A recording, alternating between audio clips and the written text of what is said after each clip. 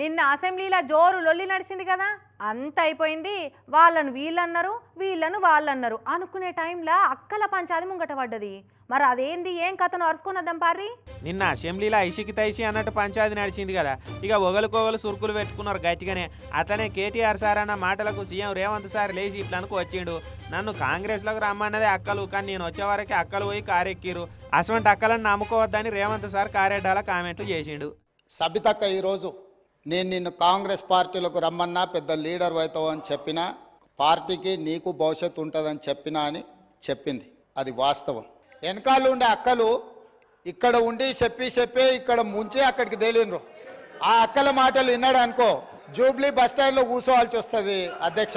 CM sir ఇట్లానే వరకు సబితక్క లేచి సీఎం సార్ మీద మస్తు గరం అయింది.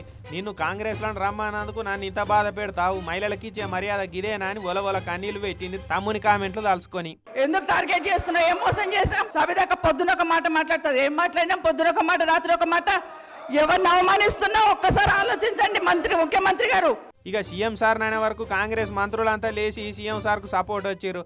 ఇంకా ఏం ముఖం పెట్టుకొని ఈ సభానాయకుడిని రేవంత్ రెడ్డి గారిని ముఖ్యమంత్రి గారిని పట్టుకొని ఇంకా మాట్లాడుతున్నారు. బట్టి సార్ కూడా బాధ పెట్టే మాటలు అన్నాడని, ఇక కాంగ్రెస్ వాళ్ళకు మహిళలను గౌరవించుడే తెలియదని ఎత్తి 7 దోషిల మన్ను పోసి అసెంబ్లీలో నిరసనలు చేసిరు బీఆర్ఎస్ వాళ్ళు.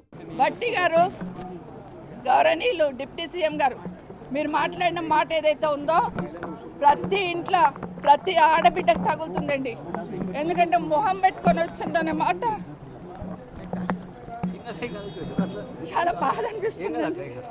సీఎం సార్ ఏం కాని మాటలు అన్నాడు, ఎవరు పేరు పెట్టి అనలేదు. గుమ్మడికాయల దొంగలంటే భుజాలు తడుముకున్నట్టు మీరెందుకు గంతగానం గరం అవుతున్నారని కాంగ్రెస్ వాళ్ళు ఉల్టా కౌంటర్ ఇచ్చారు ప్రతిపక్షం వాళ్ళకు. ఇక ఇదే సబితక్క కాంగ్రెస్లో ఉన్నప్పుడు కేసీఆర్ సార్ను ఇంతకంటే ఘోరంగా ఎట్లా తిట్టిందో చూడుర్రి, అది మర్చిపోతే ఎట్లా అని కాంగ్రెస్ వాళ్ళు పాత వీడియోలు ఇట్లా ఇడిచిపెడుతుర్రు సోషల్ మీడియాలో. నిజంగా కేసీఆర్ గారిని మహిళా లోకం క్షమించదని మాత్రం చెప్తా ఉన్నాను.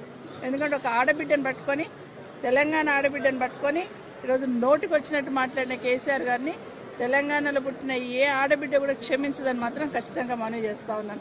అప్పుడు కేసీఆర్ సార్నే ఆడవాళ్ళకు మర్యాద ఇచ్చుడు తెలియదని తిట్టిపోసింది సబితక్క. ఇప్పుడు కార్ పార్టీలు ఉన్నందుకు కాంగ్రెస్ వాళ్ళ మీద దుమ్మెత్తి పోస్తున్నదని ఆలదాలకే తిప్పి కొడుతున్నారు కాంగ్రెస్ వాళ్ళు. మరి చూడాలిగా ఈ పంచాయతీ ఇంకెంత ముదురుతుందో. ఇప్పటికే జిట్టు బొమ్మలు గాల పెట్టేదాకా పోయింది, ఇక రేపకాల ఏం చేస్తారో పోరి.